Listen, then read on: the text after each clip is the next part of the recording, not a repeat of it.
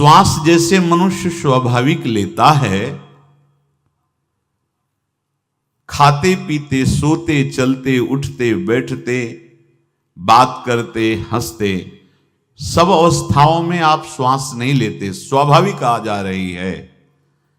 ऐसे ही श्वास प्रश्वास अपने आराध्य देव के स्मरण का अभ्यास बना लो।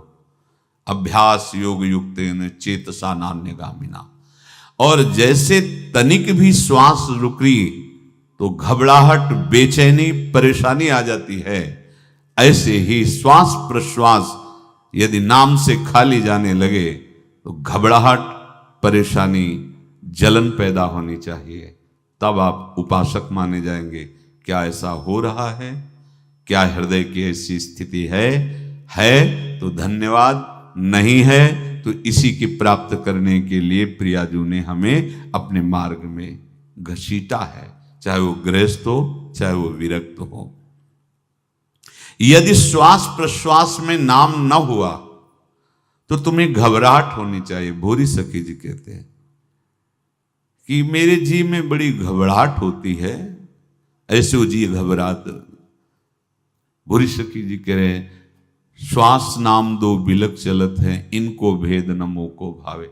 मुझे बहुत घबराहट पैदा हो रही। प्रियाजू से कह रहे हैं कि श्वास प्रश्वास में नाम का क्रम नहीं बन पा रहा, टूट रहा है, मुझे ऐसा अच्छा नहीं लग रहा। आप कृपा करो प्रियाजू, श्वास ही नाम, नाम ही श्वासा, नाम श्वास को भेद मिटावे। प्रियाजू ऐसी कृपा कर दो, श्वास प्रश्वास आपका नाम चलता रहे। ये बात प्रवचन ना मान करके जीवन मान लीजिए। जैसे हमारी श्वास प्रश्वास उठते बैठते चलते फिरते खाते पीते स्वाभाविक चलती है, हम ऐसा अभ्यास नाम का करें कि ऐसे चले।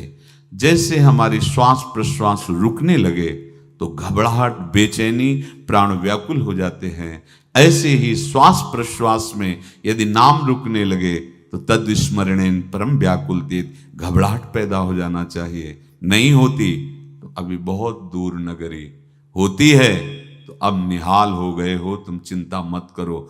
आगे का जो दिव्यात्मक स्वरूप है वो आना प्रारंभ हो जाएगा। रोम रोम रग रग बोले तब कुछ स्वाद नाम को पावे। यही सारा वैभव प्रकाशित हो जाता है। जहां तक हो सके किसी भी अनर्थ के हटाने का तुम प्रयास और चिंता मत करो। बहुत अनुभव की बात है। जैसे तुम कहीं फंस गए, गलती हो गई तुमसे, माया ने फंसा लिया, अब निर्भय हो जाओ। तुम्हारा अपमान होगा, तुम्हारी निंदा होगी, कुछ नहीं बिगड़ेगा, लेकिन पूरा जीवन बर्बाद नहीं कर देना है। प्रभु के भरोसे हो जाओ कि यदि आपको अपमान और निंदा करवानी तो करवाओ, पर अब लो नसानी अब ना न सही हो। मैंने समझ गया, अब आगे बढ़ूंगा, नहीं रुकूंगा। कुछ भी हो जाए, प्राण चले जाए, सभा में अपमान हो जाए, तो भी मैं अब रुकने वाला नहीं। समझ रहे? प्राप्त अनर्थ की निवृत्ति की चिंता में नहीं रहना तुम्हें। अगर तुमसे अनर्थ हो भी गया है तो तत्काल आगे बढ़ो। तुम्हारा इष्ट वो तो जान रहा है ना, तो पकड़ो उसी को। आप जान रहे थे मैं फिसल रहा था, आपने नहीं रोका ना, चलो अब आपके ऊपर है। आप चाहे अपमान करवाओ, चाहे निंदा करवाओ, चाहे आप हमारा ये शरीर छुड़वा दो, अब मैं आपको छोड़ने वाला नहीं। बिल्कुल ये बात पकड़ लेना। ये जीवन में कई बार ऐसे अवसर आते हैं जहां हमारी भक्ति को बाधित करने के लिए माया ऐसे कांटे फैला देती है और हम असमर्थ हो जाते हैं, हम दब जाते हैं। कुछ गड़बड़ नहीं होगा, मृत्यु से ज्यादा कुछ गड़बड़ होने वाला नहीं। जो गड़बड़ हो गया अब दोबारा होगा नहीं, और उसमें हम दबेंगे नहीं, हम उसे क्रॉस करके आगे बढ़ेंगे भगवत मार्ग। कुछ नहीं होगा, विश्वास करना। वो ऐसे फूल जैसा निकाल के तुम्हें अलग कर देंगे, विश्वास रखना।